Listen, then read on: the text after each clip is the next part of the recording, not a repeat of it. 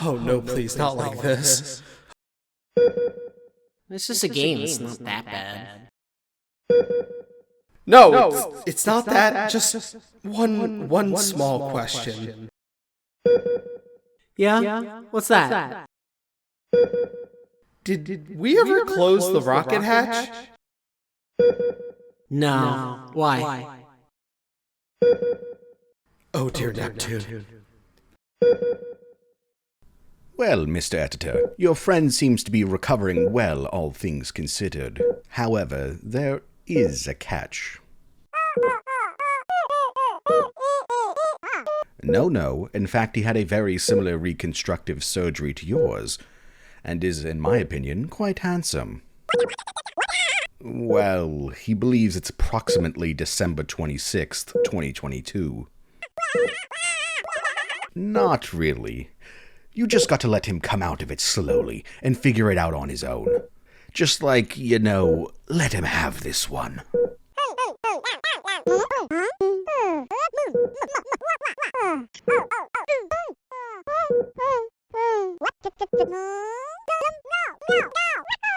Depends on what you're bargaining for, little guy. You have yourself a deal. Hands off the tape, you son of a bitch!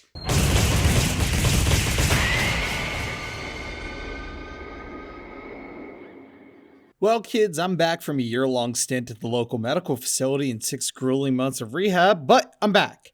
Tangoing with those Wendigos may have literally cost me an arm and a leg, but that's only half what the surgery cost. Hey-o! So, if you're wondering why I, someone who very famously beat Illbleed and collected the coveted cash prize at the end, am back on such a lowly dumpster fire like YouTube, well, it's because while the wealth is nice, I need to keep working, I get bored, and for literally no other reason. Pat, if you touch the fucking Nazca tape again, I'm gonna fuck. So I'm back at it with another Harvester Day special, as I do so well, and just so that we're all aware of how much more money I have than you, I invested a substantial amount into this handy dandy scoreboard that reads off my net worth in real time, and he's quite the charmer if I do say so myself. Ain't that right, scoreboard? Tell it to the people. He's got such a way with words. Anyway, back to what we were saying. In our past 2 outings, we have seen what is basically the high and low of what a Harvester Day game can be. But this year, I wanted to do something a little bit different. When you've been into horror games for as long as I have, you start to see some familiar names pop up here and there. The classics, such as Resident Evil, Silent Hill, Fatal Frame, and so on. There's some of the newer classics, such as Five Nights at Freddy's, Amnesia, and other horrifically mediocre titles doomed to the annals of Twitch.tv. But after a while, you begin to go digging. One of the first series one would come across in this quest to find a new horror franchise to really sink their teeth into is Clock Tower. For those unaware, Clock Tower is a series of point-and-click horror games that debuted on the SNES in 1995. The general vibe of these games is caught somewhere between a typical American slasher film and a Dario Argento giallo. Series creator Hifumi Kono even cites Argento's Phenomena as a major influence on the franchise, and it's pretty obvious. All the Clock Tower games star female protagonists who are stuck in a scenario where they're pursued by a crazed killer, and it's up to the player to think their way out by hiding or fighting back with whatever's on hand. Now, I can hear some of you asking, Michael, why Clock Tower? And to that, I answer, because Clock Tower is a special series. See, there are 4 Clock Tower games at time of writing, those being Clock Tower, Clock Tower, Clock Tower 2, and Clock Tower 3. Hey, didn't you say Clock Tower twice, I hear you ask? And yes, I did. Thing is, Clock Tower has a really fucked up series lineage, and so to alleviate any confusion we could possibly have, I'm basically going to be referring to these games by their Japanese titles because it's honestly just easier for me, and also makes it so that I don't have to go referring back to the chart every 5 minutes. So, in order, it goes Clock Tower The First Fear for SNES, Clock Tower 2 for PS1, which I will call the Second Fear, Clock Tower Ghost Head, a spin-off for the PS1, and Clock Tower 3 on PS2. In America, we never got the First Fear, so over here, Second Fear is Clock Tower 1, and Ghost Head is Clock Tower 2, The Struggle Within, and Clock Tower 3 is Clock Tower 3 everywhere. Does that clear it up? I really hope it does. Okay, good. So why is it that I'm choosing to cover the entire series and not just the one most prime for a Harvester Day send-up? Well, that's because, like I said, Clock Tower is special. See, it's not every day that you can, in real time, watch a series slip into Harvester Day status, but Clock Tower is one of those rare cases. Things start out pretty normal, but the further that we wander into the tower, the more things start to skew and the ills of Harvester are felt upon its bones. That, my dear audience, is what I wish to display tonight. So, if you're brave enough, journey with me into the Clock Tower and face what may be your ultimate fears. And also, have a happy Harvester Day!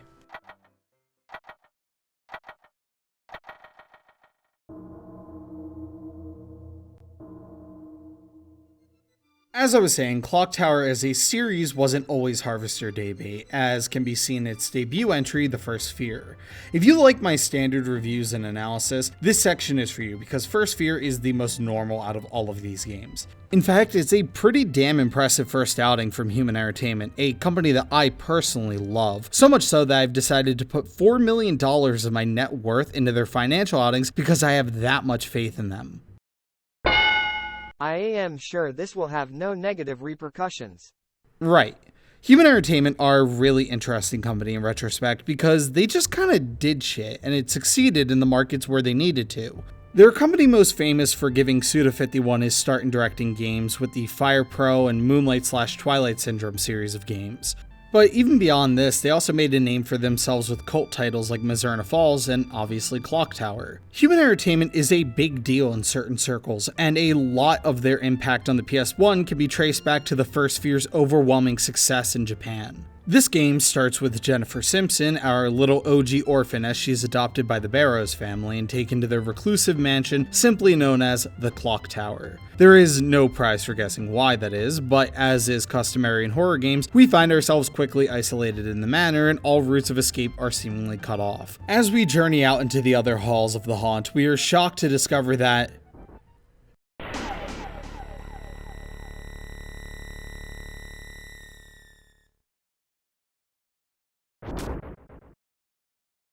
this place is not up to OSHA regulations. Oh, and also there's a, little guy running around. You know, your average run-of-the-mill lil man. Like how every rich person has nowadays. I know that I have my own personal lil guy, and his name is Pat.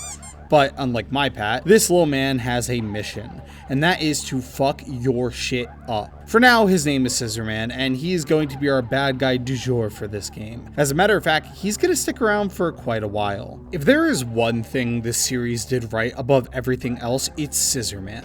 Compared to other slasher villains, he's definitely not as threatening, but there's still something about him that is endlessly charming. I'll be the first to admit that in the grand scheme, he's quite silly, with him being a little dude dragging around a pair of big old scissors that are twice his size, but that's not really a bug, more of a feature, and it's something that you'll see a lot more when I get to talk about Second Fear. Clock Tower is an innately campy franchise, but it works because it takes itself so seriously that it breaks through that cognitive dissonance and allows you to buy into its weirdness. At the heart of this strangeness is the Scissorman, which, if you take a step back, is literally just some deformed kid shuffling his way through a dark mansion with a singular goal to cut you in half with his comically sized pair of scissors. A major aspect as to what makes the Scissorman equation work, however, is that Clock Tower is a video game that you play. I know. I also like to think of myself as quite the genius. If he were a movie villain, he'd probably be talked about in the same breath as the Ginger Dead Man, or the Leprechaun, or all of the demonic toys. Just all of them. Just a goofy, weird entry in the ever-expanding horror canon. Being in the driver's seat and being the only thing that is keeping Jennifer's top half connected to her bottom gives the player that very raw and primal motivation to complete the game. Another major factor into the iconography of the Scissorman is his undying persistence. To elaborate on this, I'll first have to explain how First Fear and the rest of the series plays to give you a better idea of what I'm looking at. As mentioned in the intro, every Clock Tower game, except for 3, is a point-and-click adventure, and this is both to the game's benefit and its detriment.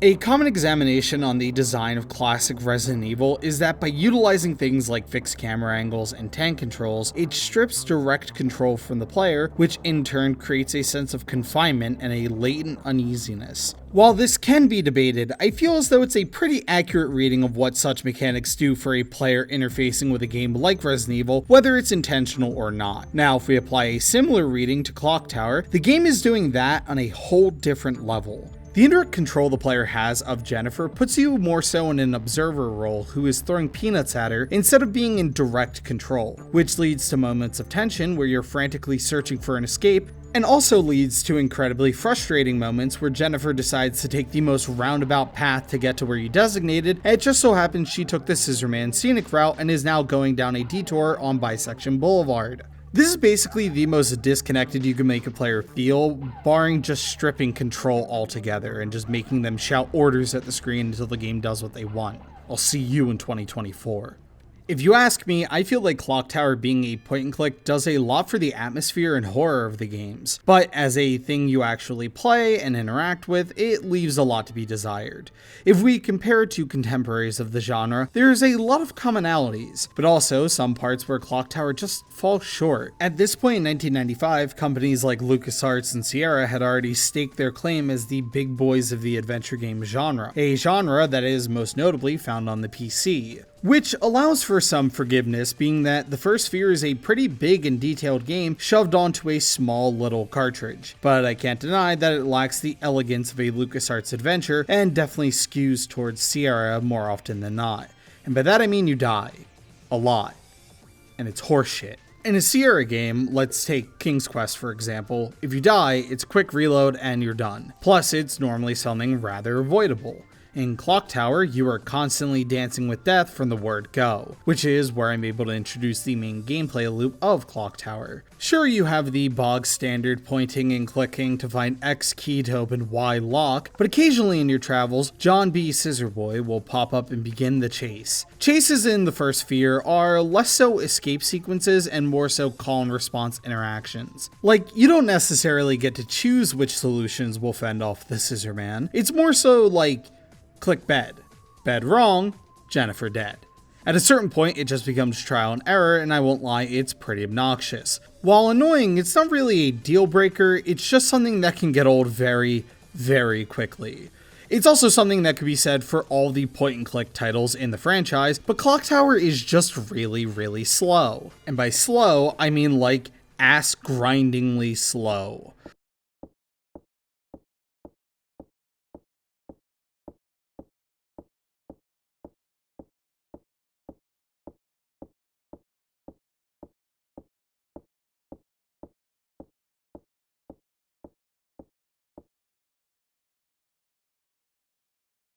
Like, if I weren't a more patient man, this video would have never gotten made slow. The saving grace is that these games are mercifully short, but this is impeded by my second biggest gripe of the first title, and that is just how obscure things are. It's a stereotype of the genre at this point that things function on quote adventure game logic, where it's any random object combined with another to get the desired outcome from the game. This is to be expected, it's part and parcel with the territory, but I feel like Clock Tower is that little bit more frustrating. This is due to the multiple ending mechanic, if you want to call it a mechanic in the first place.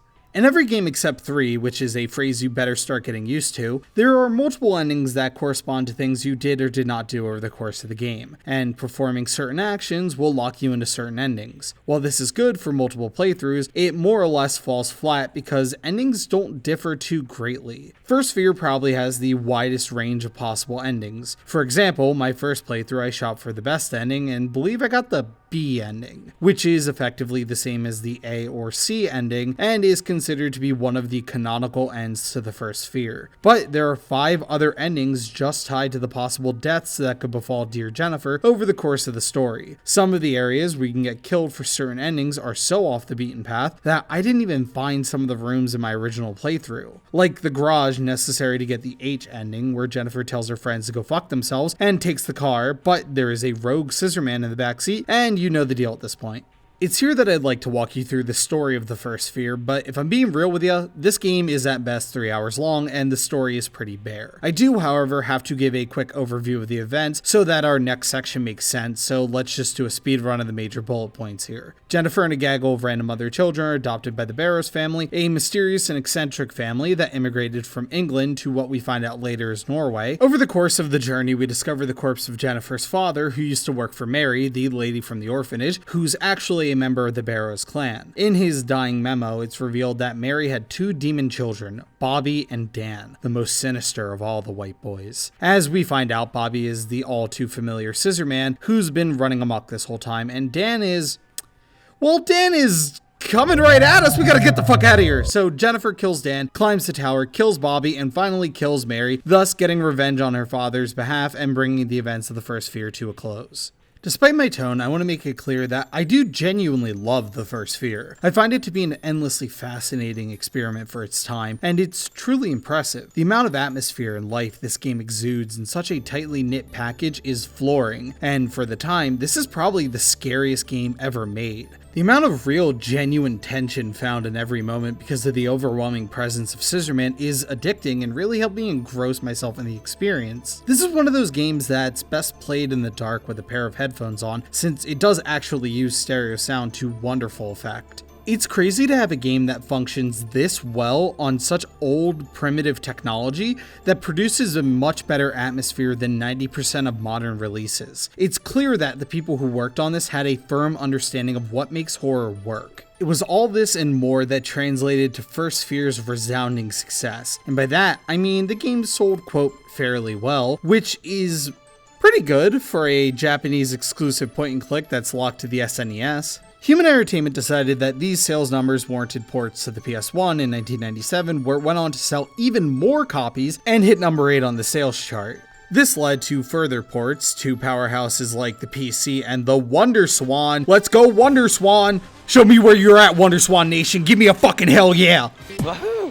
Regardless, First Sphere was a relative hit, and this meant the birth of a brand new franchise for Human Entertainment, and they were gonna run with it. Skip forward 1 year and Japan would see the release of Clock Tower 2 on the PS1. But this time, Japan was not alone in its enjoyment of the series, as in 1997, North America would also get Clock Tower 2. But ours was called Clock Tower because they think we're dumb. Despite Clock Tower 2, which again from here on out I'm just gonna call the second sphere, very clearly being a sequel, they just played it off like it ain't no thing in the Western release. For some reason, this is something that just kinda happened back in the day, especially on the PS1. My favorite example of such is Persona 2's Western release, which for those not in the know, Persona 2 has a loose relationship to the first game with a few characters from that title appearing as both party members and random NPCs. But P2 itself is a duology consisting of Innocent Sin and Eternal Punishment. As a duology, you're intended to play Innocent Sin before Eternal Punishment. But here in the West, we just got Revelations Persona, which is Persona 1, and then we got Eternal Punishment, which is supposed to be Persona 2. So we missed out on part 1 of the duology, and we're left to pick up the pieces of a part 2 that really needed the context of the first title to work. This brings me to Second Sphere, a functionally new game that hones in on the familiar to air out all the kinks of the first, but masqueraded as its debut in the West.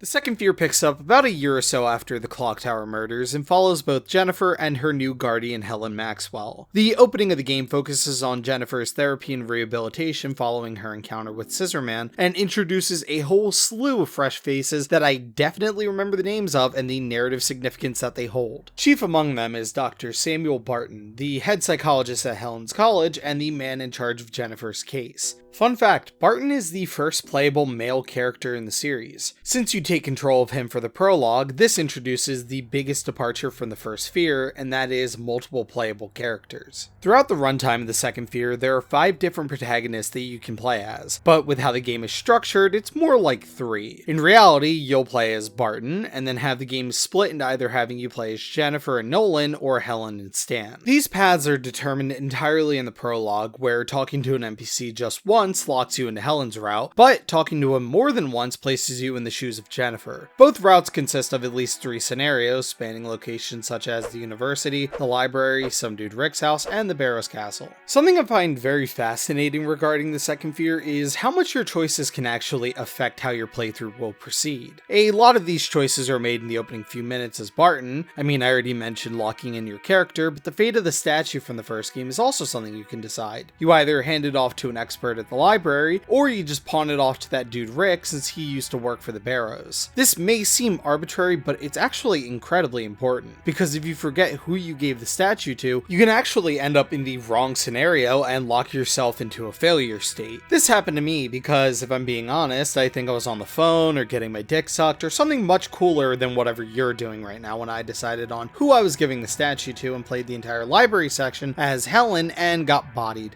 Attention to details like this is what helps Second Fear stand out as the definitive Clock Tower experience. Like when someone thinks of Clock Tower, 9 times out of 10, they're thinking about Second Fear. Half because it was the first Western release, but I'd also like to think that the other half is because it's just that good. Now, let me walk that back there a little bit, because good is a, get ready, I'm coming to get you. Wait, the Scissorman faxed that from somewhere else in the building.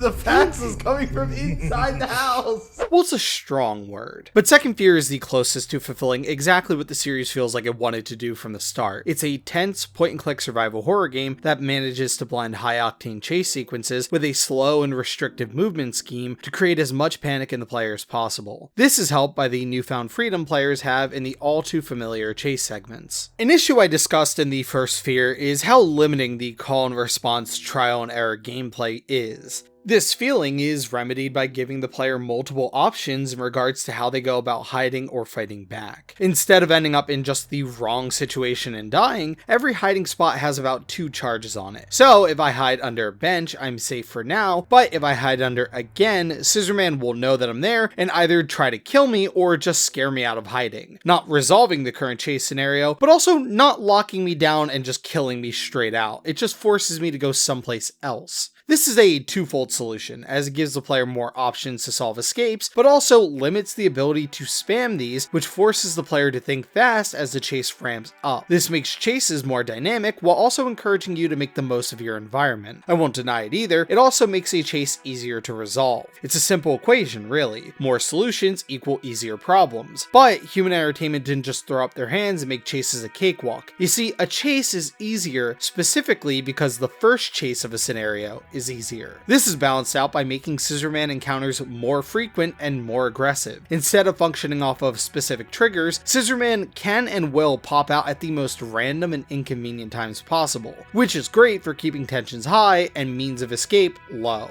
Because on average, if we have more chases, it's only natural that with each one we solve, the less solutions we'll have for the next one. It really gives the illusion that you're being forced into a corner and lets the paranoia of the situation set in. It's a magical experience, but one that is admittedly short-lived. In a haunted house, you can only be surprised so much before it all wears off, and you're just a dude in a house looking for a way out and you're kind of bored. Yes, like all great things, too much can really start to get on your nerves, because Clock Tower Second Fear is not a game that exists in a vacuum where you are just running from Scissorman ad infinitum. It still very much carries on the legacy of being a point-and-click adventure game chock full of subpar puzzles. This leads me to one of my biggest pet peeves with Second Fear, being the level of prioritization that chases take within gameplay. Look, I get it. I should probably be running from the psychotic manlet with the Kid Picks cutting tool in hand. But also, I really want to unlock this wall, and I'm right at the end of the game, so I'm a little bit fucking sick of seeing his honky ass while I'm trying to sprint to the finish line. While I appreciate the randomness of Scissorman encounters in this game for the sake of attention, I also fucking hate it. Because like I said, he will turn up at some of the most inconvenient times, and you're gonna feel the burn when he does. This is because when Scissorman does his rounds, Jennifer/Helen will drop whatever it is that they're doing and go 100% tunnel vision on escaping Bobby B. To explain, this isn't something that triggers when you're in the same room as Scissorman, but the second you can hear his theme start up, your character becomes physically unable to put a key in a keyhole due to the fact that they are overtaken by the urge to smash a pan over the head of a horrifically deformed man. I've died a handful of times due to not being ready for an isolated Bobby event and making a futile attempt to leave the room. Patrick, please pull up the footage to illustrate my point further.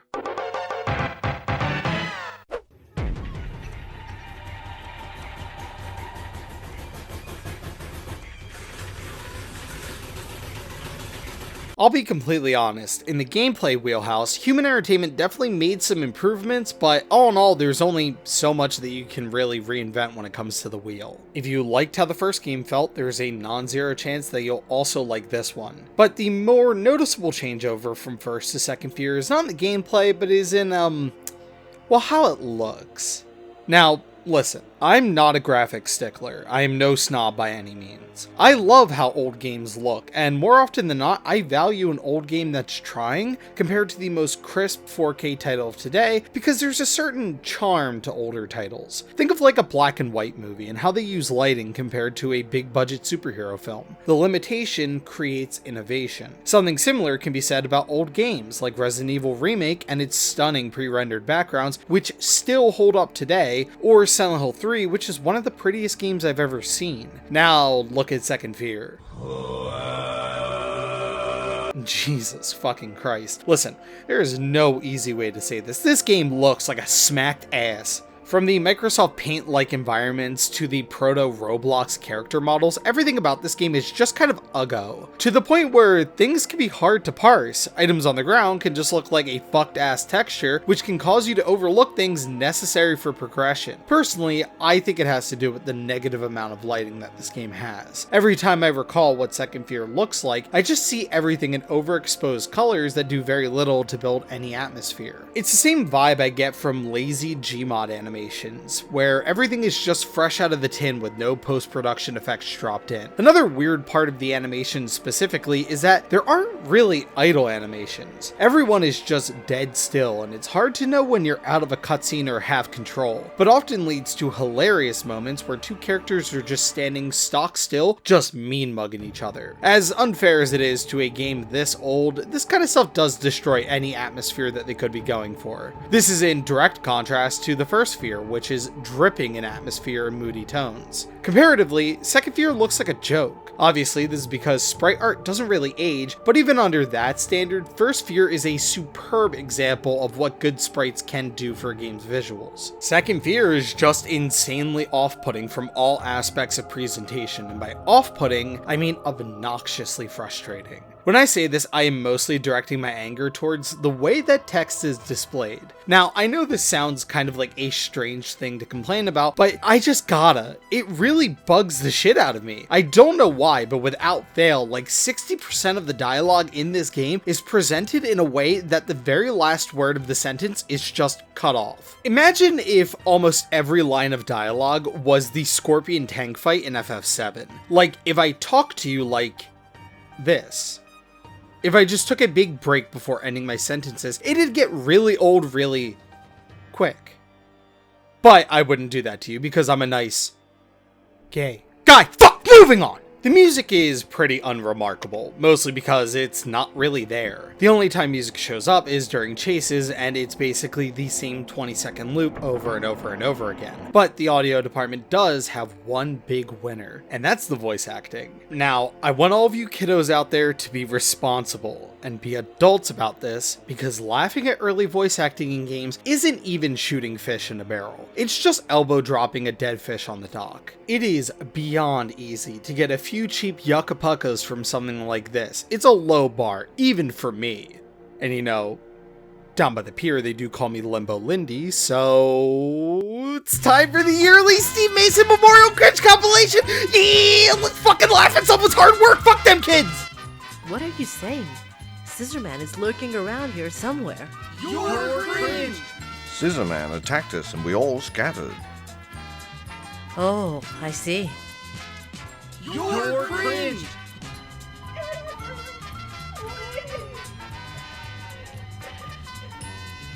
Huh?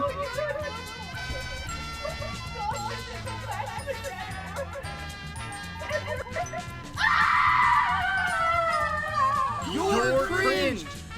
Don't worry, I'll help you now. I'm sorry, what the fuck is happening? We just hit the gas.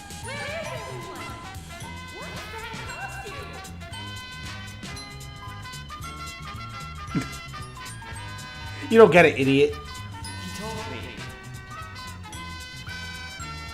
He told me that if I kidnap you, he will give you to me. What? He told me to dress up like Scissor Man and kill people. You're cringe. Don't worry. I'm sure Hal will rescue us. You know, you're tough. No, you're just... Bodied.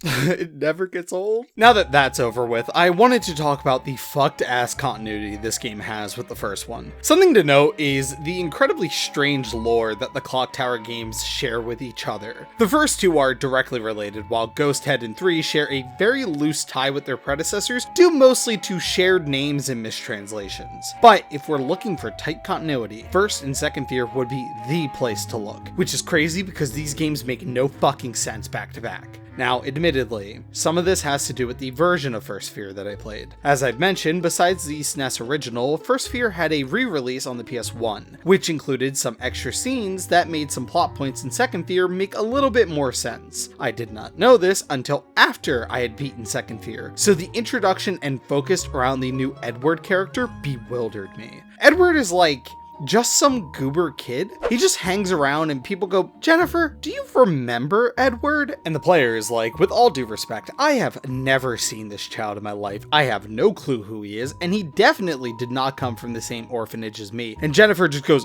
and everyone is all like, poor traumatized Jennifer. She can't even remember Edward. Everyone loves Edward. To be fair, in the context of the narrative, you were supposed to side-eye Edward because he doesn't even know that's his name. Something is definitely up with him. But Jennifer never explicitly says this. She's just all, "Oh, hey Eddie, what's happening with my favorite little cracker?" And Edward just hits you with the fluoride stare. Another thing that makes Second Fear alienating from a narrative perspective is that it introduces a lot of names. Note how I didn't say characters because these people have no personality. They are just names that hang around Jennifer and say vague statements about the Scissor Man. Second Fear is the best approximation of an Argento film that the series borders on, where it's less so about the people in the story and more so about the general vibes. Imagine a story where everyone in it is just Udo Kier from Suspiria. No thought, no personality, just walking exposition machines. Honestly, Second Fear is closely related to something like Deep Red since it's more of a murder mystery than previously. In First Fear, there's no mystery to who Stabs O'Houlihan is, but in this game, we're supposed to assume that the killer is dead, and we're kind of right. This makes it so that the entirety of Second Fear's narrative is centered around solving this new string of Scissor Man murders, which is sort of detrimental to the work as a whole. Because, if I'm being honest with you, the mystery kind of sucks. This is due to the fact that the game is about 2 hours long and maybe 10 minutes of that runtime is actually dedicated to building the mystery, and the other hour 50 is all about running away from DeStabby Boy. Which, again, isn't a bad thing, but it loses that simplistic charm the first title had. What makes a movie like Deep Red work like it does is that the mystery is ever present. It's not something that they can just put to the side to pick up when they feel like it. Although, part of me feels that asking for narrative from a Clock Tower game is like asking for blood from a stone.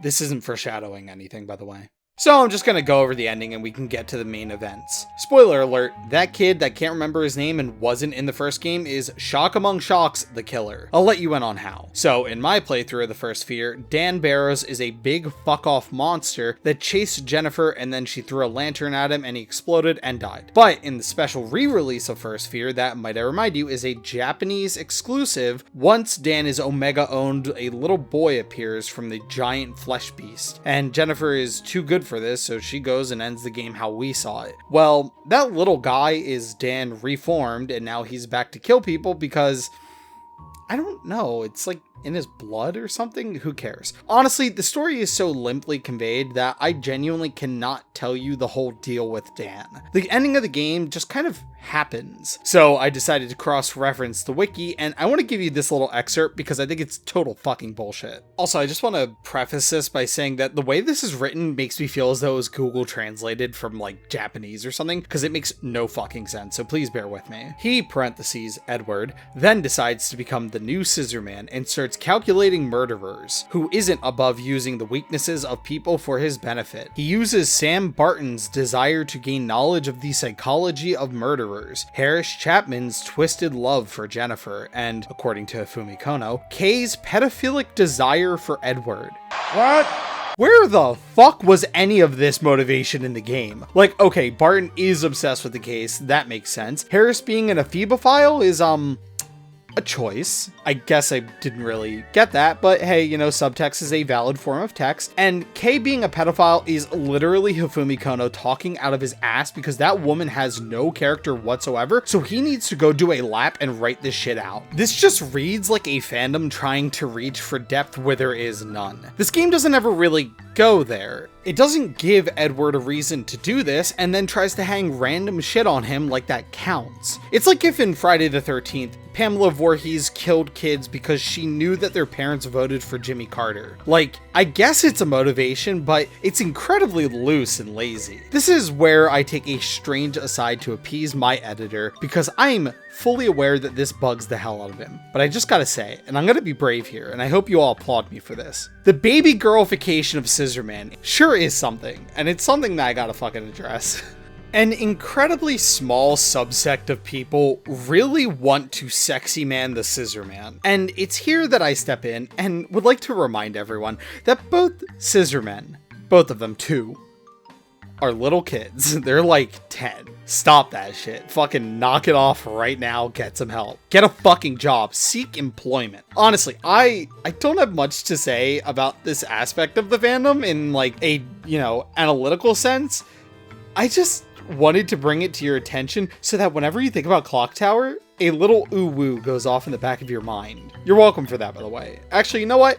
I am gonna bring this around. Let's talk about the very end of this game and just stick with me on this one. So after Scooby-Dooing her way through the Barrows Castle with literally every character we have met that's still alive, no joke, you have to go around and they all go, "Hey Jennifer, let's come along with you." Gah! Jennifer learns that Edward is Dan. Dan is back and Dan is pissed. So she performs some vague ritual with the idol from the first game that, looking back, I don't think I mentioned. She opens a gateway to what I can only assume is space, and Dan is sucked in and the castle is destroyed. Amongst the wreckage of the Barrows' estate, we find the news reporter Nolan and our heroine Jennifer embracing and proclaiming their love for one another. The end. It is here that I loop back to the weird boner that people have for Johnny Q Scissorboy because the relationship between Jennifer and Nolan is fucking weird. Partially because they have a grand total of 5 minutes of shared screen time, but what's weirder is that Nolan is like 26 and Jennifer is about 15. This just feels so off. It's actually icky and just weird. Like, I get that, hey, let's end the game on a big happy ending for everyone, but also, why? Regardless of the legality and morality of this relationship, this is what draws Second Fear to its conclusion. Beyond all the ick that I just discussed.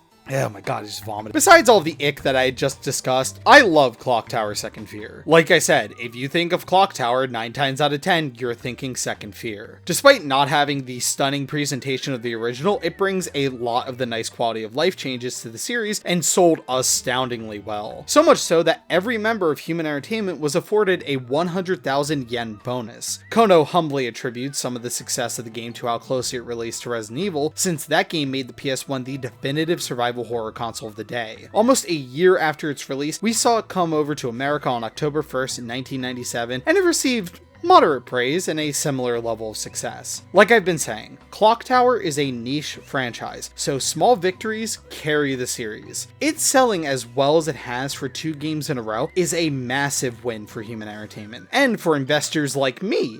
This joy will not last, but this pain is eternal. Yeah, okay, whatever. Despite the success, now Human Entertainment is at a crossroads. Like all good slasher franchises, we have reached the point where the killer is now dead, and we have to do something else. There are many ways to try and work with this, and most of them are not advisable. You go the route of Friday the 13th, where you just keep the same killer design and MO, but change who the killer actually is, a la Part 5, or you do something like Nightmare on Elm Street, where we can still use Freddy, but it's in a new meta context. But no, Clock Tower decided to go the route of Halloween, which is honestly one of the best options. As a refresher, Halloween 1 ends with Michael Myers falling out of a window and escaping. Halloween 2 picked up directly after, following Michael terrorizing a hospital to kill Laurie Strode, and this one ends with the hospital literally exploding, killing both Michael and his psychiatrist, Dr. Loomis. This was the end of the Myers duology, which led to Halloween 3, Season of the Witch. Now, personally, I love Season of the Witch. I think it's a really cool and weird horror movie that tried to take the franchise in a new direction that focused on a yearly anthology that simply centered around Halloween. This idea is great and is what Clock Tower would more or less copy. The only difference is that Clock Tower Ghost Head is no Season of the Witch. Put on your masks and watch. All witches, all skeletons, all jack-o'-lanterns. The third commercial, it's still on, please. Take off the third channel, it's still running. Stop it, please, for God's sake, please stop it. There's no more time. You've got to, please, stop it now, turn it off. Turn it off. Stop it, you little shit. Stop it, stop it, stop it, stop it, stop it. Oh, I am so far past fucked. Okay, computer, before I lose my shit, run analysis. Your foul machinations underlie your baseline undoing little one, hubris, overconfidence, greed. These emotions guide your small mind and make you want that which you cannot and should not have. Is this all your life has brought you to, an endless cycle of want, attainment, and want once more? Under such conventions can you be happy, or are you doomed as all humans are to embrace their ever-longing emptiness? Yes? Well, see you in the soup kitchen. Suck my composi wagee.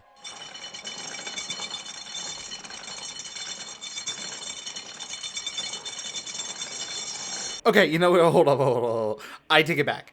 Clock Tower Ghost Head is wonderful. I mean, of course it is. You love Ghost Head. You told me right before we started, and I obviously love Ghost Head. I'm just telling you what we already know. And you love it so much that you want to buy more copies of Clock Tower Ghost Head. Now, no, you misheard. You want to buy more copies of Clock Tower Ghost Head. Of course you do. Why have you not bought a copy of Clock Tower Ghost Head yet? Cheer for Ghost Head. Get the fuck up for Ghost Head. I'm so sick of you sitting on your fucking ass, not in the streets, lobbying for Ghost Head. God damn you. Oh, who am I kidding? I'm ruined. Well, I guess what's done is done. We might as well take a walk among the tombstones so I can buy some time to get my financials in order and plan my Suicide Wall Street style. The reason I use the comparison to Season of the Witch is twofold. One, Clock Tower Ghost Head is a spin-off and was released in the West as The Struggle Within, and as such is a departure from the iconography of the first two titles, and does genuinely try to do something different. The other is because the game was regarded as a massive failure. While I don't have much to go on for sales numbers, you can read reviews of it from the time and see that people did not want this. Season of the Witch was lambasted by audiences and some critics due to its stunning lack of Myers.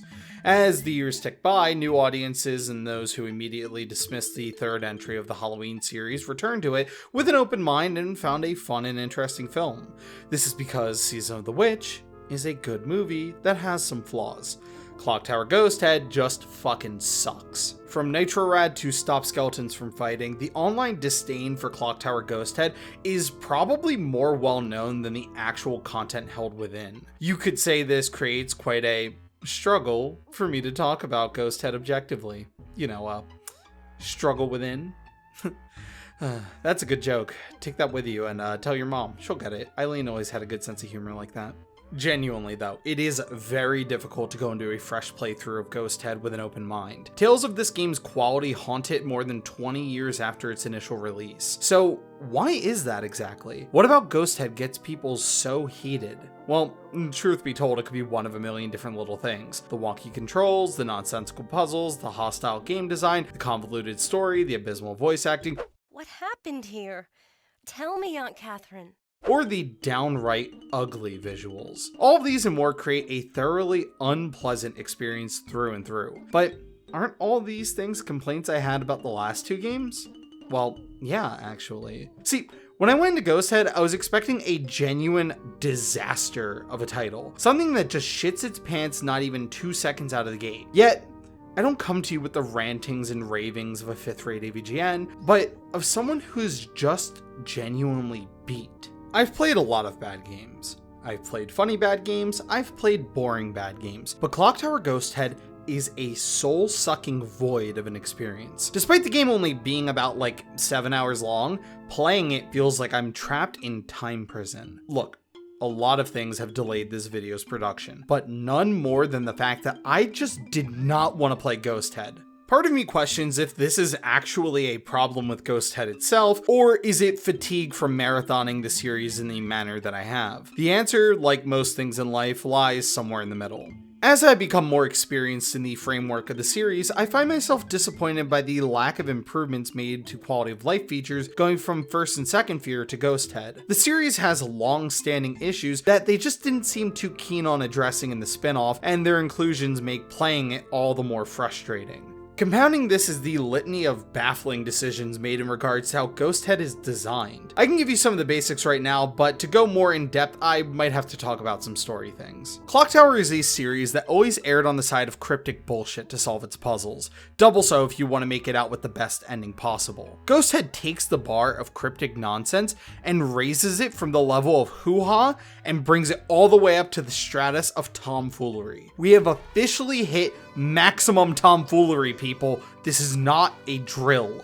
Ghost Head is a very unique point and click. That is, if you spelled unique, B-A-D. While the term adventure game logic is often thrown around to describe games like the original Clock Tower duology, Ghost Head goes beyond all that to bring us some of the most abhorrently designed adventure game progression I've ever seen in my life. A good chunk of Ghost Head's progression is based around linear event triggers. I understand how vague and how much of a non-issue that sounds like, but allow me to explain. Most games function on linear event triggers. Do X to unlock Y is as common as press A to jump. To use a simple example, you enter a Zelda dungeon. The door locks and a bunch of enemies spawn. Naturally, you come to the conclusion that if I kill all the enemies, I can leave the room. That's a linear event trigger in motion. Now, to bring it closer to home, let's compare it to something like Grim Fandango. The events are sequenced in that game so that they make sense to occur one after another, and you always have a general idea of what needs to happen to make something else happen consecutively. I have to bring the balloon of Robert Frost up to the pigeons to scare them away so that I can give the eggs to Sal. The input makes sense in conjunction with the output it generates. My goal is always understandable before I even reach the puzzle. Compare this to Ghost Head, where doors that are locked will magically unlock once the game has decided that you have progressed to the correct point with no indication that it has done this. To show what this would feel like in a real video game, imagine if you're playing Silent Hill and you get to a door that says it needs a key. So you go, okay, well then you look around for some keys, you find other keys to other doors and you solve their puzzles, and then you're stuck. And you're like, well, what do? I have all these doors unlocked, but I can't unlock the one that needs the key. So then out of pure desperation, you go all the way back up to that door and try to open it again because you're a crazy person, and the door just opens. It doesn't ever tell you that the door opened beforehand. There's no way of possibly knowing this other than I'm fucking crazy and just going against all sensible game design. I'm just gonna try it again because I'm out of ideas. Ghost Head just does that. In any other game, that's like a glitch. That is something genuinely wrong with the programming, but that's just how Ghost Head functions. A great example of this is in the first scenario where the door on the back patio is locked anytime I try to approach it. But randomly, after doing some puzzle solving that is tantamount to checking items off of a grocery list, the door just opened. No cutscene to tell me this, no indication that I can move forward, just door's open now, go nuts. I swear to you, this game is just always trying to punk me. Even figuring out what you need to do to get the ball rolling can be a nightmare. Such as in the second area where Alyssa has to stop at like 2 or 3 completely random locations on the map to hear a spooky ghost voice talk to her if she wants to leave. What is the significance of this? Beats me, that's why I'm complaining about it. The idea is there, but if I weren't religiously reciting the walkthrough like I'm in church, I wouldn't be able to tell an elbow from an ass crack in this game. Ghosthead also decides to complicate things further by introducing combat to the series. Combat existed in previous titles, but was limited to picking up a pot and giving little Skizzer Boy the old Looney Tunes bonk. In Ghosthead, the player is thrust into the fray of full-fledged firefights. And before someone jumps down my throat about it, yes, I am aware that Helen uses a pistol in her scenario in the previous entry, but that's one scene and is less combat and more like putting a key in a door. There is a full system associated with how you approach wielding a firearm in Ghosthead. First, you must equip your weapon. Then, you must slowly drag and aim at one of the predisposed weak points on your target, then you fire. Fairly simple stuff. Incredibly hard to fuck up, right? Well, consider this basic tenet of gun combat real quick. Why do you use a gun? No, it is not to neutralize someone's Pomeranian, you fed. Come on, get out of here, you little goofball. It's to deal damage or incapacitate someone or something from a distance. To ensure this, normally you brandish your firearm when you deem that you are at an appropriate distance from your target. And if your target is too close, you can reposition to where you feel safe taking the shot. In a game like Resident Evil, you can run to the other side of the room to take potshots at zombies. It's simple, but it's elegant. It's something so ingrained into the mechanical language of guns in video games that you don't even think about it. It's like brushing your teeth. Just something that's almost automatic that you do without question because that's just how it works. Now imagine if you decided to stick your toothbrush in dry as a bone and tried to scrape away without any toothpaste. You'd be pretty uncomfortable and questioning what exactly you're doing wrong here. But the fault lies almost entirely in the fact that we're missing a crucial component to the equation. With the control scheme inherent to almost all Clock Tower titles, we lose the ability to readily shift our position while taking aim. You can still do it, sure, but it feels far clunkier than anything else in the series. Trying to readjust your position to take a shot on an enemy before they take a bite out of your shoulder is dodgy at best, but remains mostly frustrating throughout the entire experience. This isn't to say that just by its very nature, a gun can't work in a point-and-click environment. See Westwood's Blade Runner if you want a good example of it working well, but I am saying that guns don't work in Ghosthead's environment. But I understand, it's a pretty minuscule part of the game that only serves as a get out jail free card for the most part. It's just a little something to spice up the moment-to-moment action, right? That's where you're wrong, maggot! Gun safety is critical to your survival, and you will learn to wield this firearm as if your life depended on it. Now, show me your war face!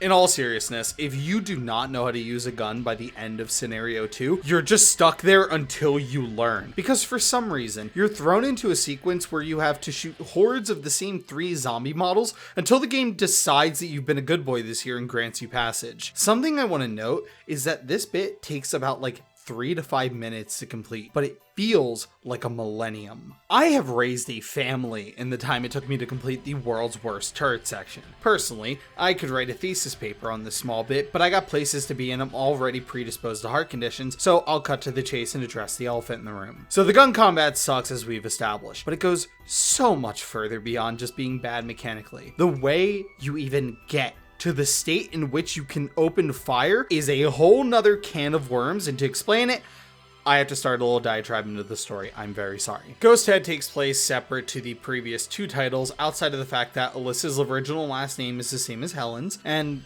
that's about it really. But we are given the pitch in a pretty standard opening. Alyssa Hale is visiting her aunt and uncle and discovers that her cousin Ashley is, hanging out around the house.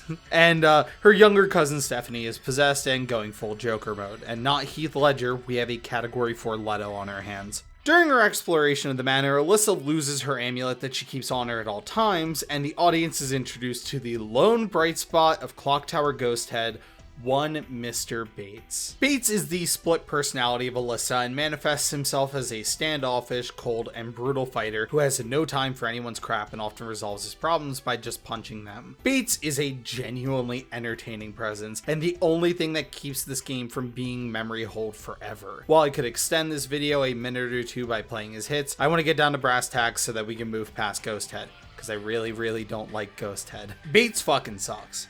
Yeah, he's a funny guy who kicks small small children in the face, and that is endlessly entertaining. But as a mechanic, Bates sucks a big ol' wiener. The main gimmick of Ghost Head is better understood with its American subtitle, The Struggle Within, because it focuses most of its progression and puzzle design around the fact that Alyssa has a split personality. Alyssa's amulet keeps her from becoming Bates, and when she regains it, Bates is put back to sleep. So the player must utilize Alyssa's good nature to talk to people and get information, while using Bates' bad temper to get yourself out of sticky combat situations, or just when you need the extra oomph in dialogue encounters. This is a great idea. I mean, seriously, this completely upends how we look at and progress through a Clock Tower title. Instead of finding an item to solve a puzzle, Alyssa herself is an item of sorts. So to consider when and where would be or would not be appropriate to Joker Max is a pretty neat concept. A concept that is delivered in the most unintuitive way possible. The Clock Tower titles have never been known to be user-friendly, but unleashing Bates is one of those incredibly difficult to grasp mechanics despite being introduced in such a simple way. From the looks of it, the amulet is determinative for what side of the coin you land on, which is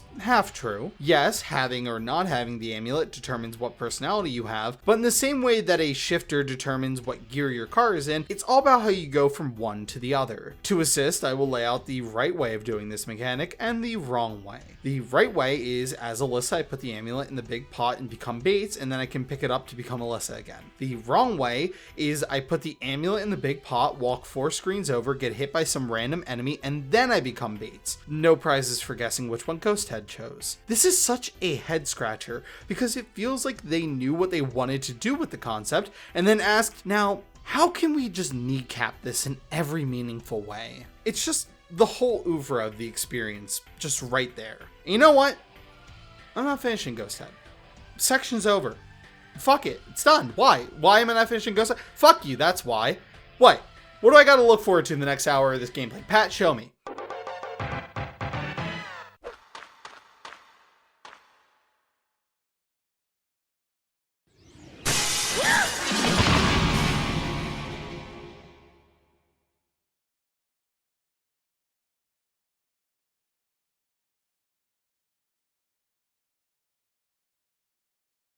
Everyone must die.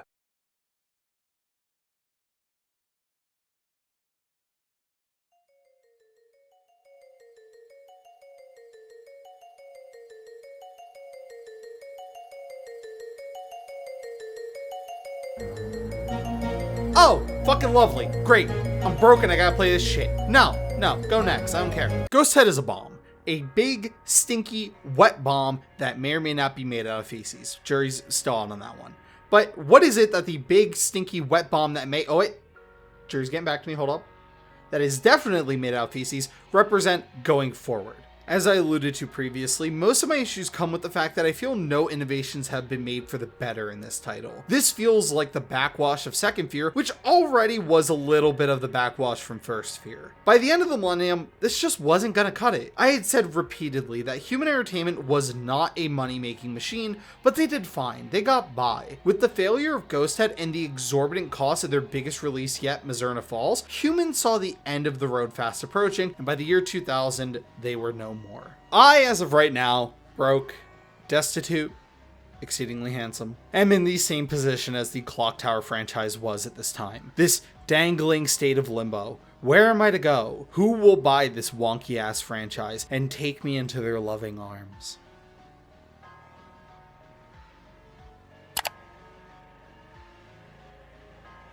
Sunsoft? That can't be right. Capcom.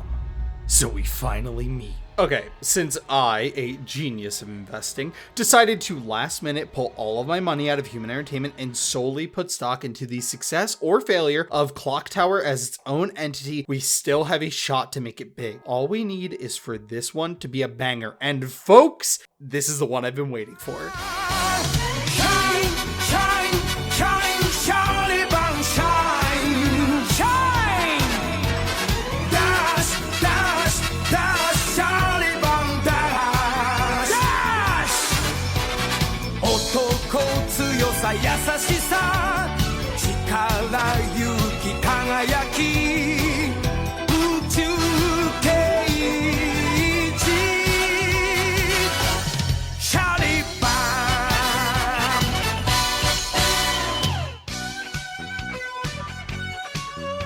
First Fear is a good horror title, and Second Fear is a funny, spooky time, and Ghosthead has already been asked to leave the cookout. What does that make Clock Tower 3? Short answer, amazing. Long answer, all of these. To explain Clock Tower 3, I have to talk a bit about its development, since this game has a fairly rich history behind it. To start, I'll make the obligatory mention about Devil May Cry and Haunting Ground originally being RE4, yada yada yada, some other time, not right now. Within that discussion, there's an argument to be made that Clock Tower 3 served as somewhat of a testing ground for the ideas that would later manifest in Haunting Ground. Ideas that could have possibly made it into the aforementioned RE4. However, whittling down to what started where with Clock Tower 3 is hard enough. Hell, even figuring out who actually owns it is a task and a half. While Human sold the rights off to Sunsoft at the turn of the century, the game was co-produced by Capcom and, if I'm being honest, feels more like a Capcom joint than anything. So, for all intents and purposes, this is a Capcom game. Within the little narrative I'm weaving of Human Entertainment,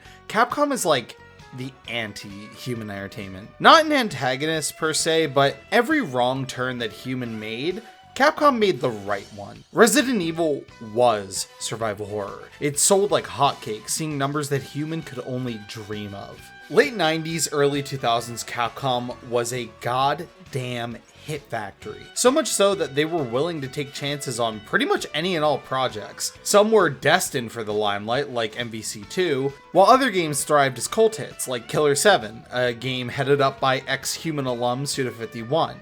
Yet, for some reason, Clock Tower 3 was allocated a lot of manpower and attention. Capcom put a lot behind this venture. This game was designed to be successful. In 2002, Capcom had their attention mainly split between the PS2 and the GameCube. Hoping to have repeat success in this new generation with their survival horror titles, Capcom set out to release two statement pieces on the opposing consoles.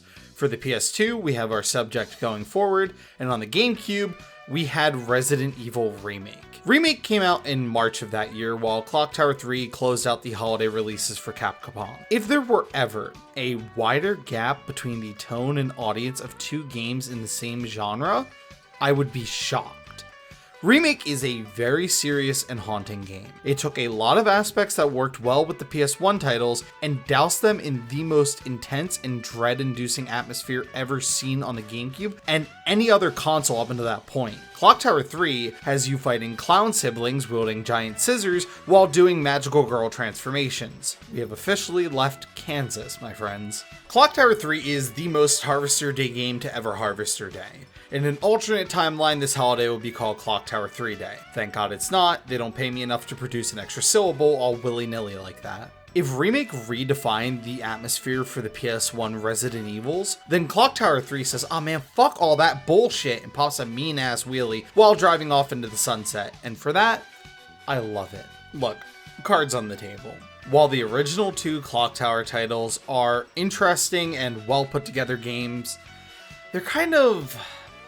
they're boring, okay? They're fucking boring. I'm sorry. I have this problem where, like, I'll try to stick with a game for the artistic value that it holds, even if the act of playing it bores me to tears, and Clock Tower strikes me with that same feeling of,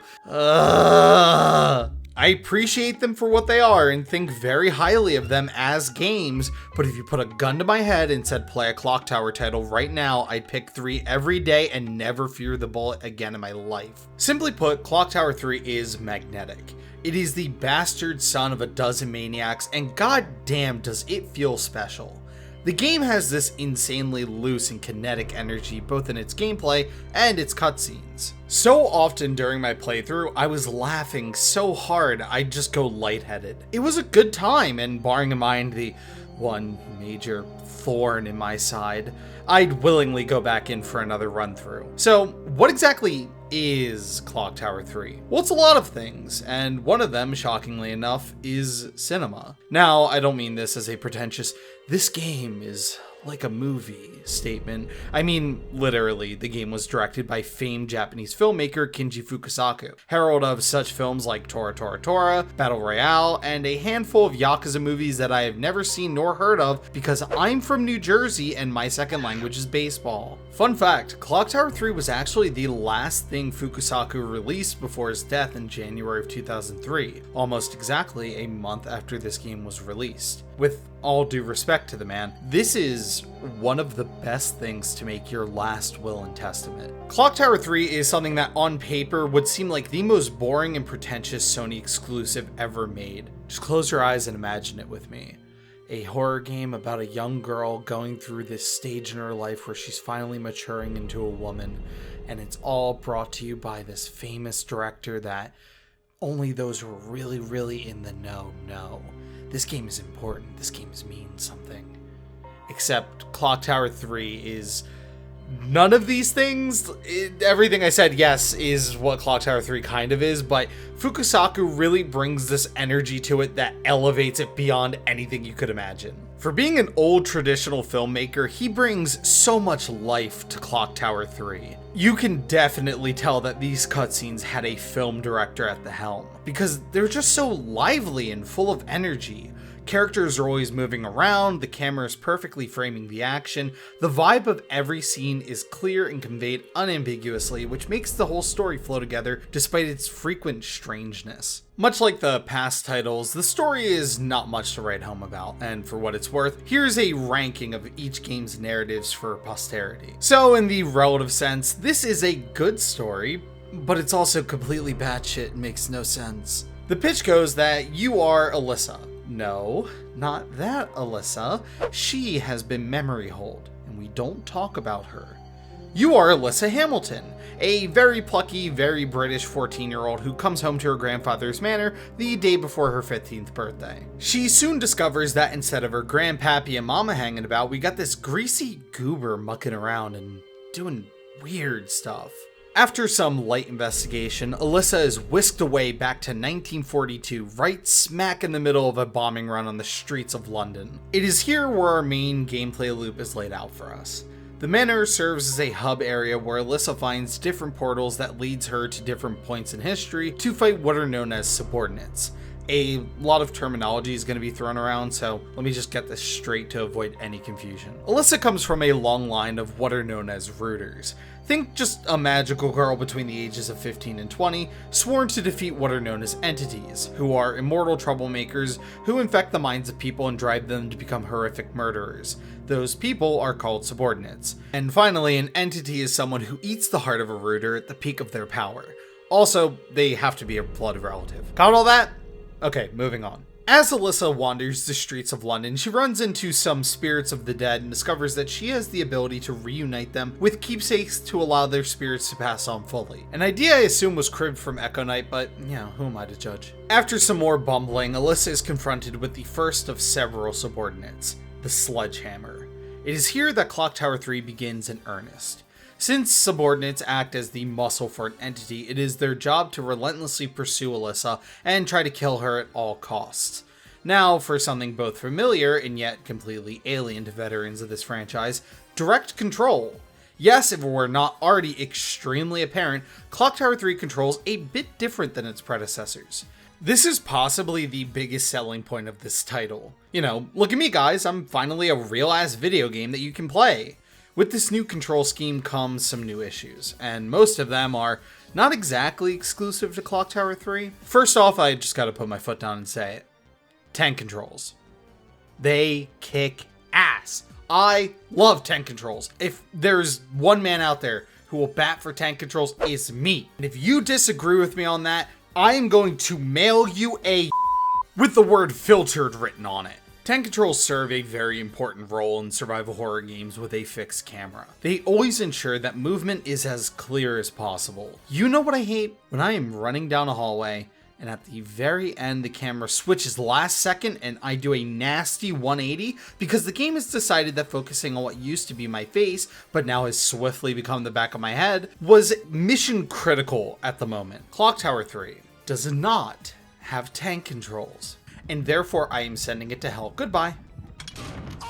The absence of these controls can often lead to the issue that I have described previously. Once more, this is not something exclusively found in Clock Tower 3, but something that devs thought they could get away with in this very specific era of horror games. I remember it pissing me off frequently in games like Fatal Frame 2 and Haunting Ground.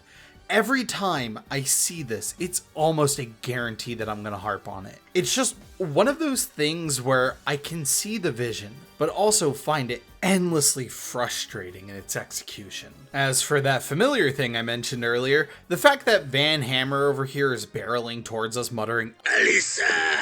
is as good a reason as any to start a good old-fashioned chase sequence. Clock Tower 3 easily has the best chases in the series, and it's not even close. Part of this is due to the improved movement, but also the way the devs integrated aspects of the environment and new mechanics into chases elevates the entire experience on the whole. Since we have opened the field to more unique camera angles, we can view our environments in different ways other than the dollhouse perspective of prior titles. Personally, I find the side profile view fine when you're dealing with mostly hallways stacked on top of each other, but when you throw in that Z-axis, I tend to get turned around pretty easily. In 3, you never have this issue. For the most part, every level is designed to be kind of a loop of sorts, and if they aren't, they're simple enough to remember where everything that's important is. This philosophy to environmental design makes it so that we can run from our pursuer without artificially putting ourselves further away from our goal. Oftentimes, taking the long way around to buy ourselves time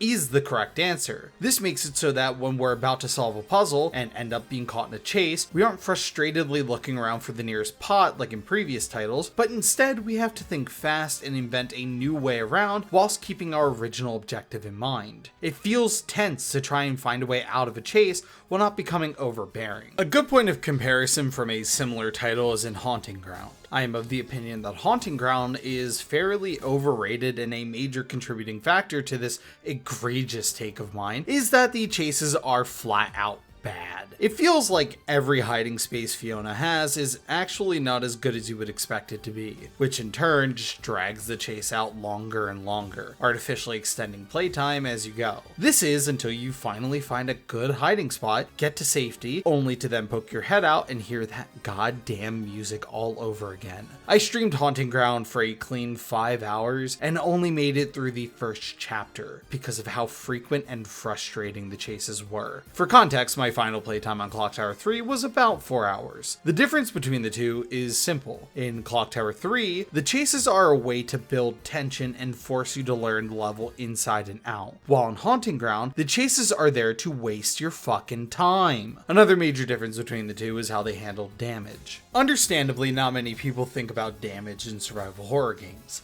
It's a pretty cut and dry system that was standardized by Resident Evil. Green means good, yellow not so mellow, and red is almost dead. Simple as a simple does. Clock Tower 3 decides to spice things up just a little. See this bar in the top left corner?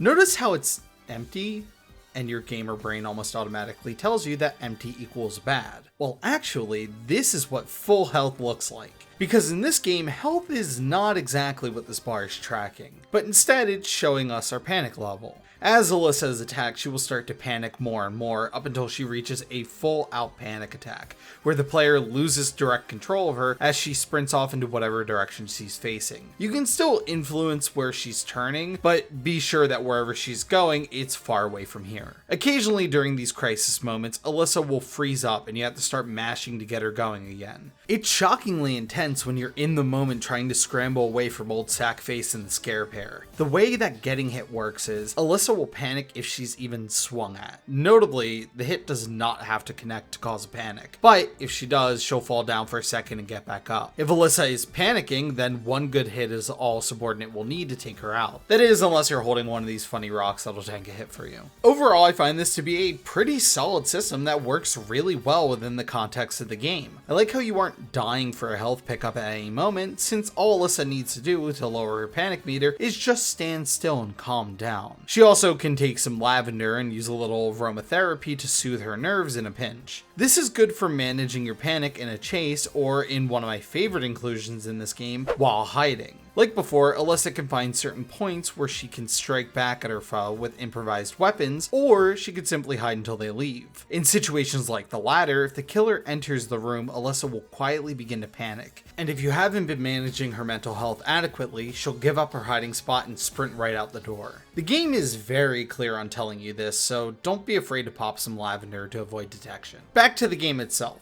What is our goal here exactly?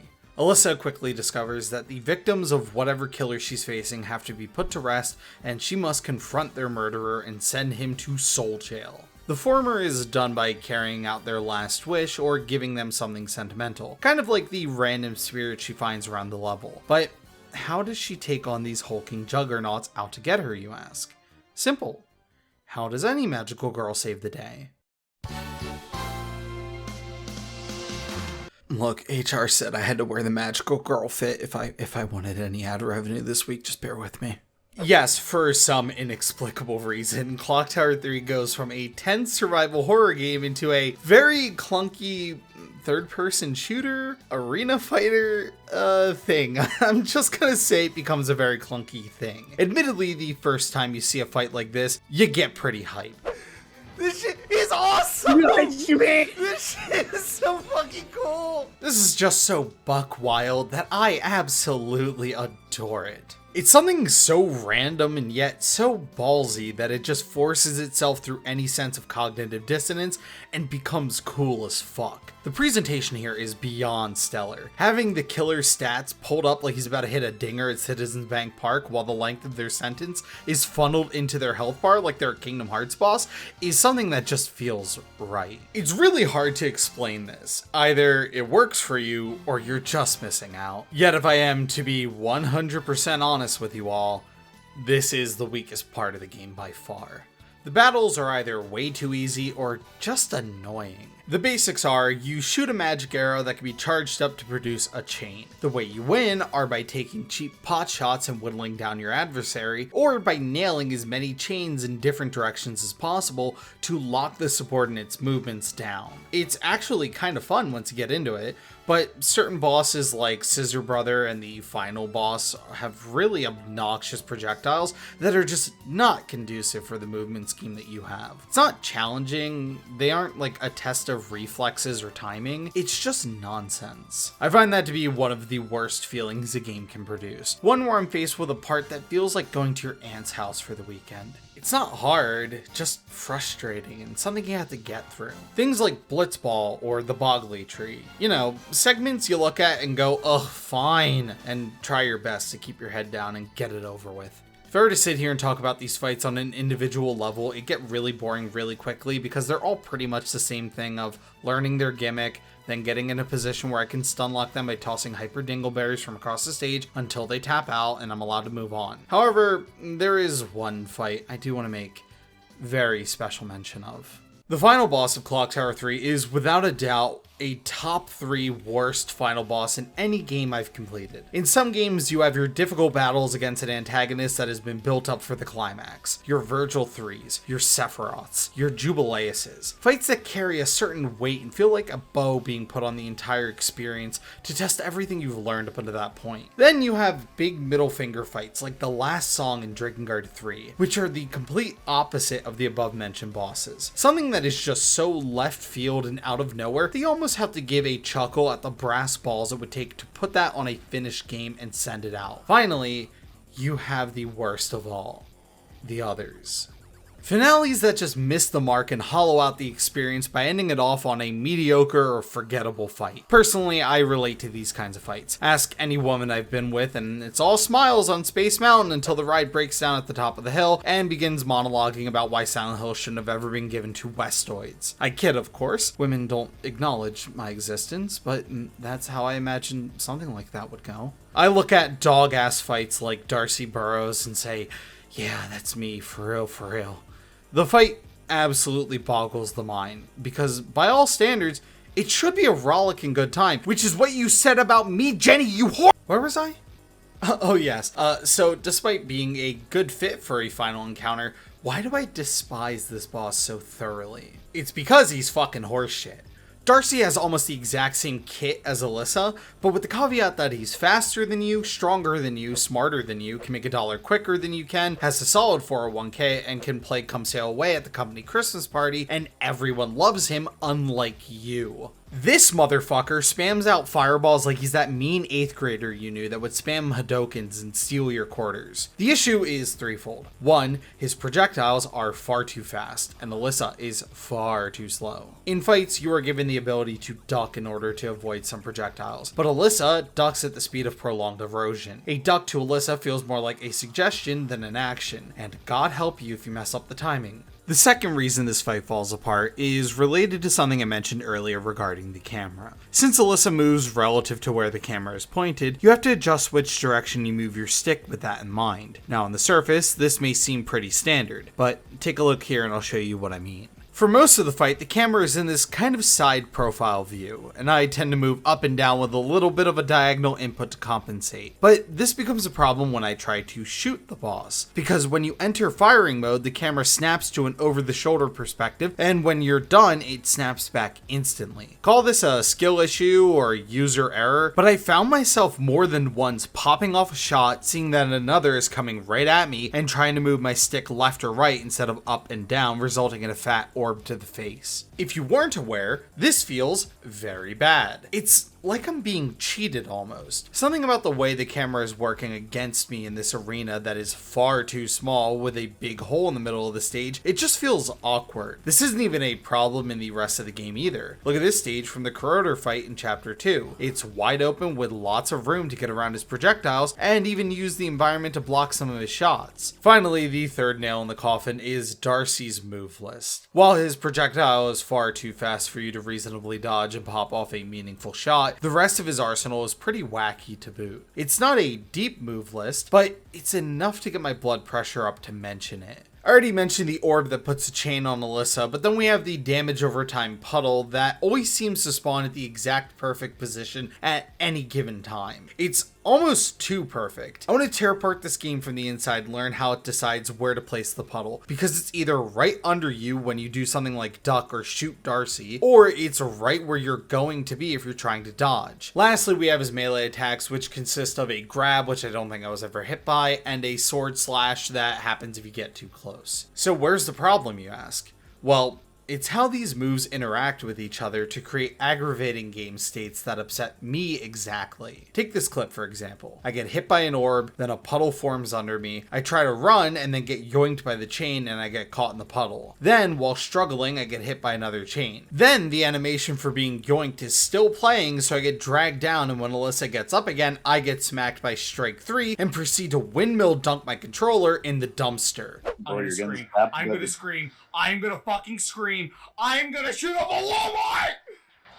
In Minecraft. Oh no! Oh, it was fun. It really was. Bye. Good night. I'm going to bed.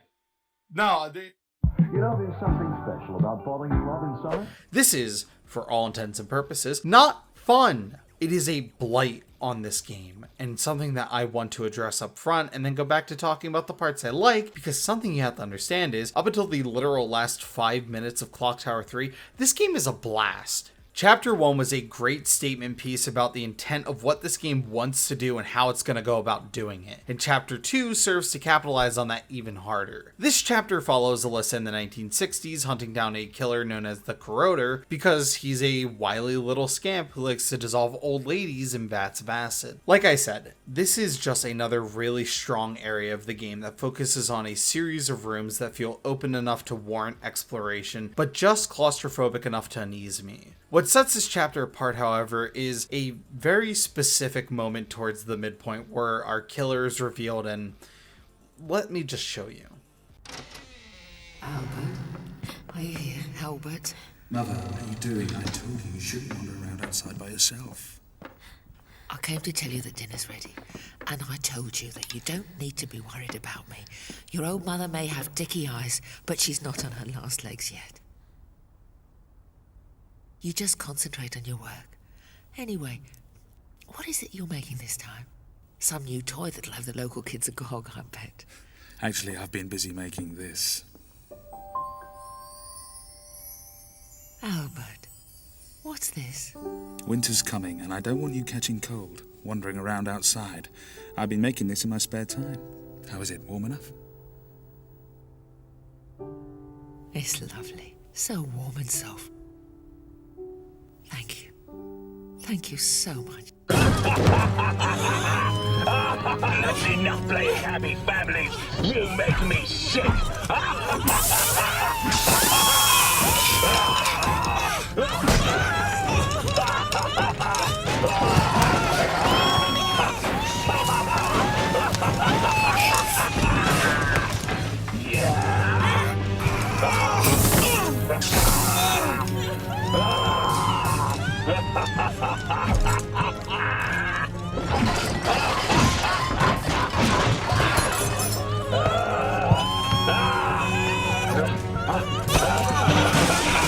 How do you like the acid bath?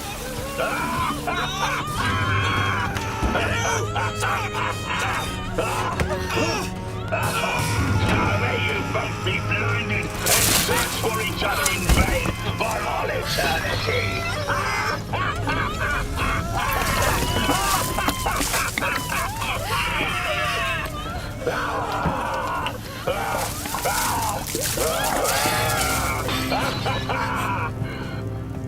Want to join them?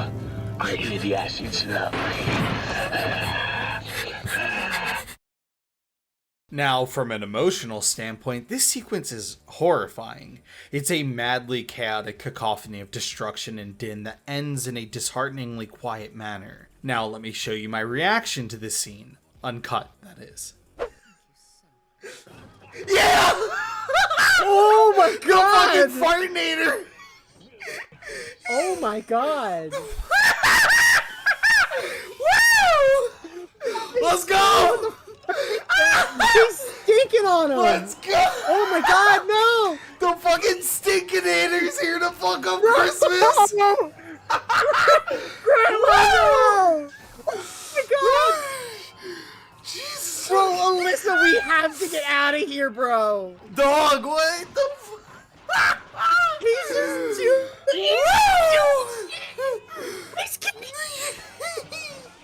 I'm putting Grandma Oh my god! This shit is awesome! No! Yeah! Gram's going in the fucking tub! Yeah! Get in there!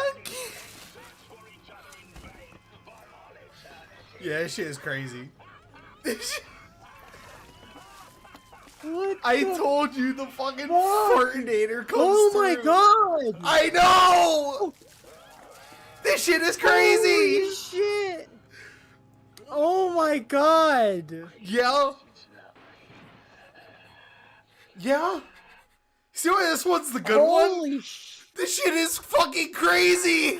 I'm torn on whether or not to deem this an issue, but the game definitely has a wonky ass tone that is impossible to ignore. Some segments are genuine and heartfelt and manage to enrapture the audience in its melodrama, while some scenes are borderline meme material and the two styles are meant to play nicely with each other somehow. This could stem from the franchise's roots in giallo, and oftentimes overdramatic yet campy subgenre of horror, or it could just be the dev team was incredibly tone deaf and just expected you to rock with it. And on some level, they were right, because I am rocking with Clock Tower 3. I still question if it is because of or in spite of the tonal chaos this game seems to create with almost machine-like efficiency, but frankly, the reason why is irrelevant. What matters is that Clock Tower 3 managed to invoke some sort of emotion within me. While I appreciate First and Second Fear as works of art and important titles in the overall canon of survival horror, I'm at a point where I'm not afraid to call a spade and will just flat out say it. They're boring. Yes, they can be entertaining. Yes, they can be scary, but for 75% of their collective runtime, I found myself drifting away here and there, not thinking much of anything as I meandered my way to the end. Yet with Clock Tower 3, I was engaged from the moment I started to the second I said fuck this game after fighting Darcy. The game managed to strike a chord with me. I felt something unmistakably human dwelling within this tower. But within the same breath, I find myself being weirded out by strange details left in the final product, such as the identity of our corroder, a Mr. John Haig. We learn his backstory much in the same way we learn the other subordinates, through a simple dossier and some newspaper clippings. However, I'd like to direct you to this Wikipedia article on real-life, actual, real-ass person John Haig. I apologize for the diatribe, but I have to talk about this because it's been bugging me non-stop. So, Haig was a serial killer in England during the 40s. He mostly killed elderly couples so that he could forge their papers and make himself the beneficiary of their pension, among doing other things like selling their property. He often killed his victims by simply shooting them or clubbing them with a pipe. He would then dispose of the body by dissolving it in acid. Yes. The goofy fart gasinator who terrorizes grandma on Fucked Up British Christmas is directly inspired and shares a name with a real-ass serial killer. This phenomenon is not uncommon in Japanese media. The best example I can think of being in Soul Eater, where the first thing we see Maka and Soul fight is Jack the Ripper. We as a people love referencing or using serial killers as a basis of a fictional character, but there's something about the Corroder that's just off-putting. He's this super over-the-top and evil villain, but it's almost a one-to-one of a true crime case. I guess I'd be more okay with it if this were consistent throughout the game, but it's not. He's the only character that's this close to any real-life counterpart. I'm not sure I have anything profound to say on the matter, I just thought it was interesting enough to warrant a mention. While the previous titles in the series are definitely more spectacle and fright-based, Clock Tower 3 is more of an emotional experience through and through. While I don't find the story to be anything of note, I find the melodrama to be engaging. It hits that specific itch of feels over reals, where I can recognize that yes, this is not the deepest or most thought-provoking work I've encountered, but I can acknowledge that it hit me in a way that I find profound. It's not a moving game, but like I said, there's at least something to feel. Beyond the archetypal ass-kicking Alyssa is wont to dish out at this stage, Chapter 2 is about as rock solid and by the numbers as you can get. Chapter 3, on the other hand, is where things can get a bit dicey. Chapter 3 follows Alyssa wandering through this underground facility being chased by the Chopper. It is also where I'd like to make note of the increase in difficulty this game is now subject to. Difficulty in a game like Clock Tower 3 is really hard to balance. Since a lot of what the game is built around is running away from encounters, we can't make combat outside of boss fights harder because there effectively is no combat, unless you count splashing some holy water on a juggalo combat, that is. So how do I, John B. Game Designer, make a game about getting chased harder? Easy, just bump up the encounter rate. As you can discern from my previous thoughts on Haunting Ground when they did this, you can already tell that this is not so good of an idea. While the chases do get more numerous as the game goes on, they never hit a point of absurdity in which I feel they're overbearing. But I do think they still become work rather than scary, as seen in this clip where I get 360 no-scope by the CEO of Misogyny. The thing I like most about Chapter 3 is that it shows us Alyssa can and will lose in some of her fights. I'd compare it to a good shonen series where we can see our protagonist getting his fucking mush beaten in, showing that he needs to train more. Think Luffy at Marineford or Gon at Heaven's Arena. And now imagine they're a British girl and you've known them for about as long as a baseball game. Regardless, we see Alyssa fail, meet the previously slain rooters, and then we see her try again. It all feeds back into that emotionality I keep mentioning. I genuinely want to see Alyssa fight back and win. And as a player, that's a really good motivator. For Jennifer and other Alyssa, the inspiration was survival. But for our Alyssa, it's a mix of survival and triumph that keeps the pace up and the audience invested. For all the flack people tend to give horror media for not treating women well, the trope of the final girl exists for a reason, and Alyssa is more of a Sydney Prescott than a Jenny. You know, a Jenny. Renee Zellweger, Texas Chainsaw 4, nobody... What? Nothing? Come on. Okay, mark my words, we're doing Texas Chainsaw 4 in a video someday. Moving swiftly on before I start ranting about Vilmer, Chapter 4 reintroduces us to the Scissor Man. Scissor Men? Well, no, one of them's a girl. Scissor Them? No, that just sounds wrong. The Scissor Siblings. Yes, the most iconic thing from this godforsaken franchise has manifested once more after a whole game of not seeing the Blowjob Brothers. And you know what? They're fine. They're alright. You know, cool cats if you ask me. Brother, I got nothing. I don't know what you want me to say. You see, when you spend a long time making a video on something, the magic is just lost. A thing I've had to interrogate many times through the process of making this video is, why Scissor Man? Why is Scissor Man, as iconic as he is, coming from this fairly niche franchise? What about him draws people to these games in the way that he has? It's the one answer I haven't really been able to cleanly put a pin in. That is, until I saw the Scissor Siblings. See, most people claim that this is the worst or weakest part of Clock Tower 3. This is mostly due to the presence of the siblings. People find them annoying, or tryhard, or just not as cool as Scissorman. Now, personally, I like this chapter. A whole lot, in fact. I believe that has to do with my lack of any reverence towards Scissorman in the first place. Scissorman is, in a sense, the embodiment of Clock Tower. He is the franchise. When you think of Clock Tower, you think of Scissorman. I used other famous iconic killers as reference points, but at least with them, I can find a word or a characteristic to associate with them. Freddy is a brutal comedic slasher, Jason is a rage-filled Goliath, Chucky is an ingenuitive little goblin, so on and so forth. But for Scissorman, he's just Scissorman. He doesn't really have a character. He doesn't have a personality to make any sort of connection to. Now, I know you'll look back earlier in the video and say, well, Michael, you said Scissorman is what makes these games work. And yeah, I really did think that originally when I played the series. Because you gotta remember, I made this video in linear fashion. I played first Fear, then second Fear, I forgot about Ghost Head, and then I played 3. So as I got further and further into the series, the magic just kind of dissipated. I saw through the illusion. I saw through the only thing really holding the franchise up, in my opinion. Even if the Scissor Siblings are two edgelords, the likes of which we wouldn't see again until Danganronpa made its way stateside, they at least had something to them. I can describe what they did and what they made me as an audience member feel. It's at this point I find myself drifting off from 3 and going into a wider conversation on the series as a whole. So allow me to end off our segment here by saying my final thoughts regarding Clock Tower 3. You already know I hate the final boss, and yeah, we've already been there, but on the whole, if I'm being real, if you are on your deathbed and need to play one Clock Tower game to feel good about yourself, or so that goth shoddy will suck you off before you succumb to gamer tuberculosis or whatever, make it Clock Tower 3.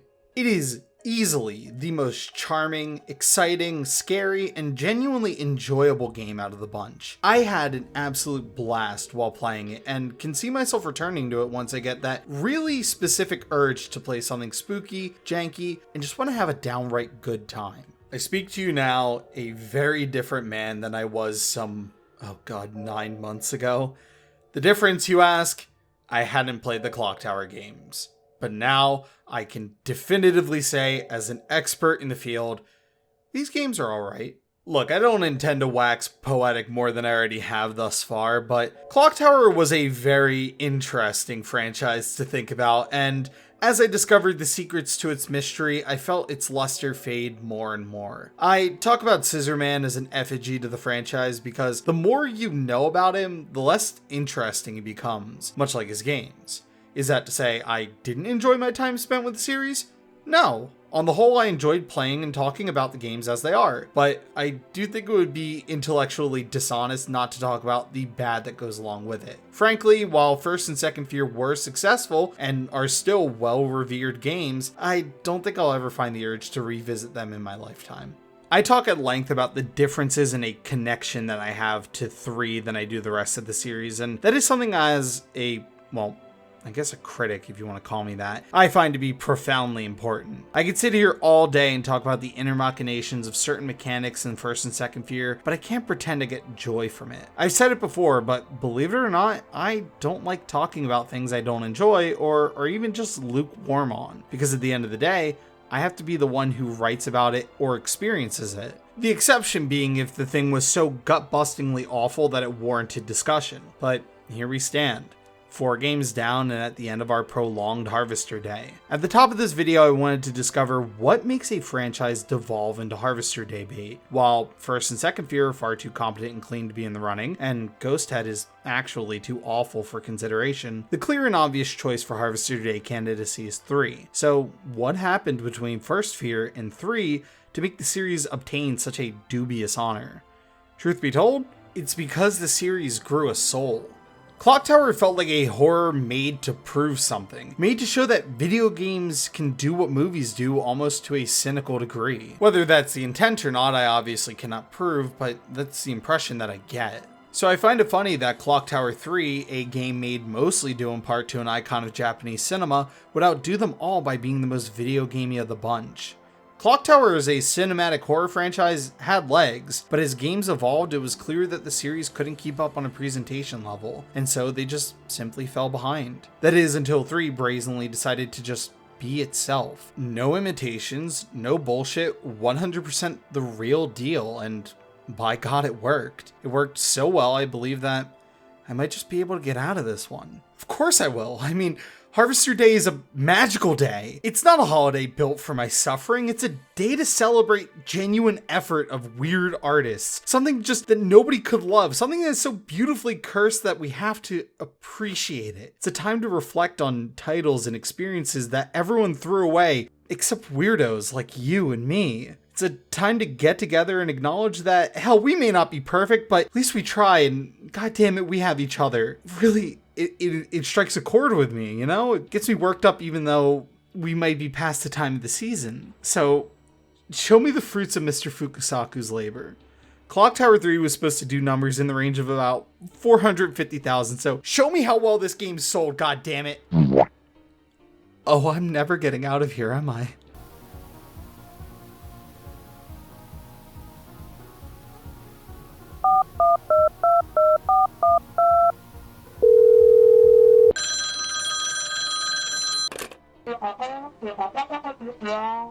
And you're taking my liver as well. And next Harvester Day, I'm doing Dino Crisis 3, a game that is actual horse piss on a disc. So that speech about inner heart and the spirit of the warrior I just gave is completely invalid. And I'm gonna suffer the wrath of the Bushido curse. I see. Hey, what exactly does that mean?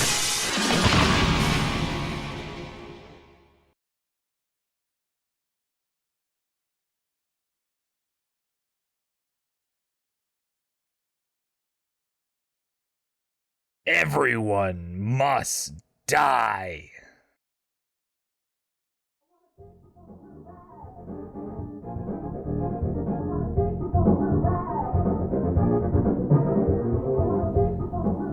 Hello, yes, after many long months, we're back, and I just want to say thank you for watching. I know that it's been taking a long time, but trust me, we've narrowed the line of ambition. No more multi-game reviews for a good long while. We're gonna try and get back to doing our shorter videos, and by that I mean 20 to 30 minutes. But I appreciate everyone who's stuck by us and everyone who watches and got this far. I just wanted to really say thank you, and always thank you to Pat, thank you to Foxcade, to Civet, to all of my boys. I am so appreciative of your support, and there's no other way to really put it other than thank you. And to you watching, classic, like, comment, subscribe, share it with your friends if you really enjoyed. It really does help, and the fact that the channel's only grown even in this lull period it's nice. It's nice that, you know, people are still finding the videos and still finding something to get out of them. So just want to leave you off with that, and hopefully I'll see you again next month.